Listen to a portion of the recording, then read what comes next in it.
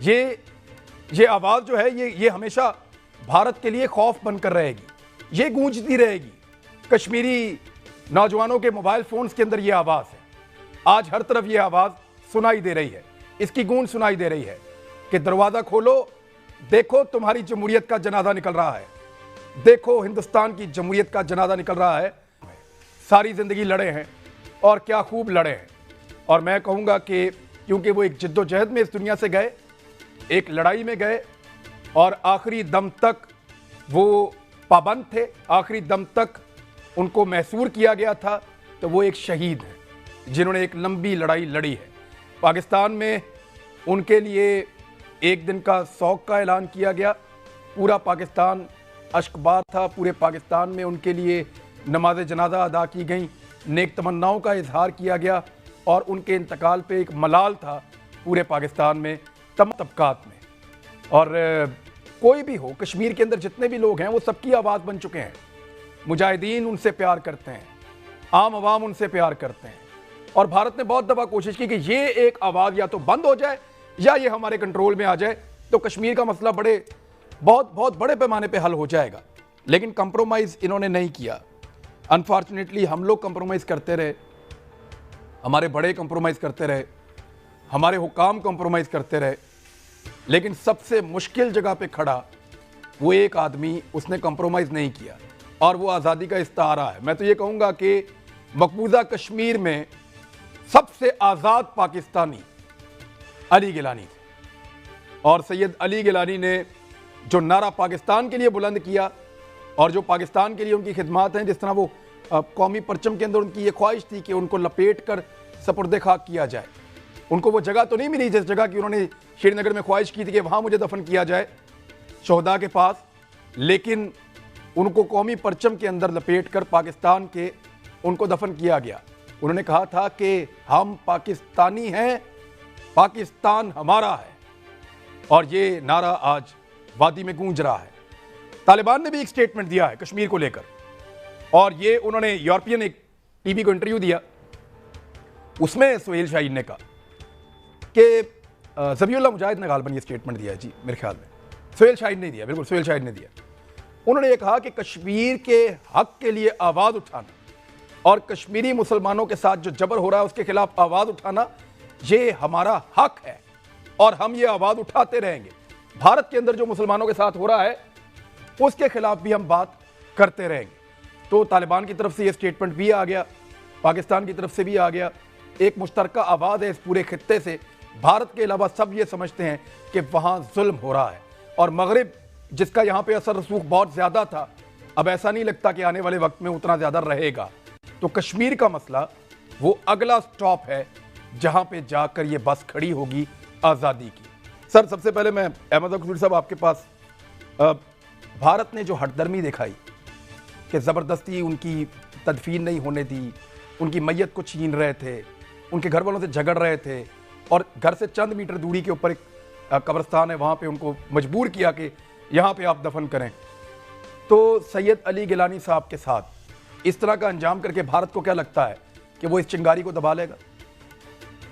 मैं समझता हूँ जी कि हुर्रियत कॉन्फ्रेंस के सारे लीडर्स अपनी जगह सारे बड़े अहम हैं और उनकी कुर्बानियाँ भी बड़ी शानदार हैं, लेकिन Ali Gilani was head and shoulder above age wise.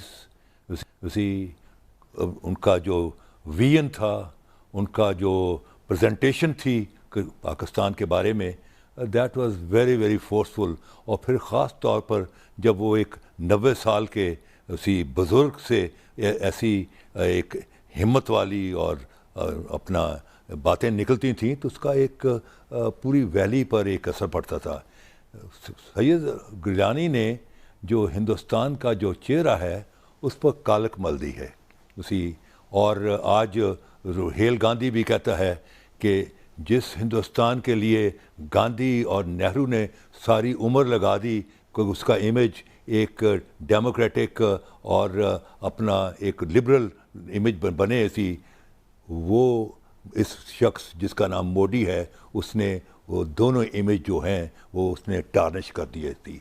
अब वो जो टार्निश हुए जो इनके इमेज, क्योंकि हिंदुस्तान जो था वो सेकुलर सेकुलरिज्म को सेल करता था दुनिया में, और आज बात खुल के सामने आ गई कि हिंदुस्तान जो अपने आप को क्लेम करता है as the largest democracy in the world, yes numerically they are largest, but the question is Hindustan a real democracy? No. Answer is it is not a real democracy, it's a Brahman democracy, where जहाँ ब्राह्मण के और rights हैं, खचत्री के और हैं, शूद्र के और हैं, और दलित बेचारे के तो हैं ही नहीं।